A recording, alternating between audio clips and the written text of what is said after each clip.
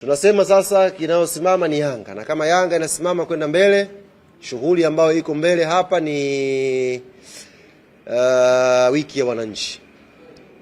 Tuna tamasha hapa la wiki ya wananchi ambalo itafanyika siku ya tarehe 9 mwezi wa 8 uwanja wa Uhuru hapa jijini Dar es Salaam, na tayari tulishatangaza fikiri wiki iliyopita viingilio kwa maana ya bei ya ticket zile, na niwapongeze sana wana Yanga, ticket zinakwenda vizuri.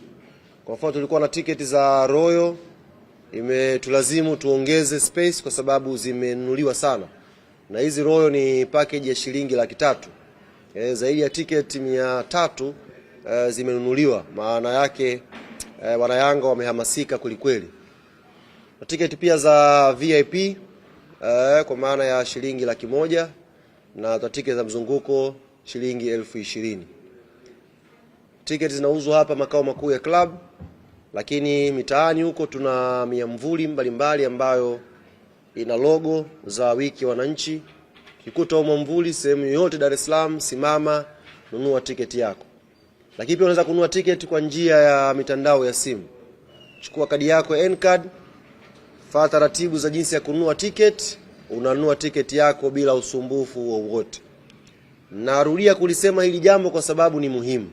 Jamani, uwanja wa Uhuru unachukua watu wachache. Makadirio ya juu kabisa ni watu 20,000, makadirio ya juu kabisa. Sasa watu 20,000 kwa tamasha ambalo tumezoea kulifanya watu 60,000 wanahudhuria, maana yake zaidi ya watu 40,000 hawatapata nafasi ya kuingia uwanjani. Kwa kama una tamaduni ya kutegea kununua ticket siku ya mwisho, maana yake kwa msimu huu unaweza pita Shalulile ukaishia kumuonea tu Instagram. Kwa hiyo ni vyema ukawahi ticket mapema hivi ninavyozungumza na nyie, ili uwe katika nafasi ya watu 20,000 ambao watapata nafasi na bahati ya kuja kuitazama tamasha la wiki ya wananchi.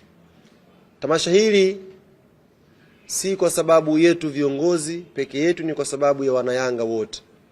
Na ili kulifanya liwe bora, kulifanya lizidi kuwa na mvuto, kulifanya lizidi kuwa tamasha ambalo linapendwa na watu wengi, sisi Club Young Africans kimbilio letu limekuwa ni wadhamini wa klabu yetu.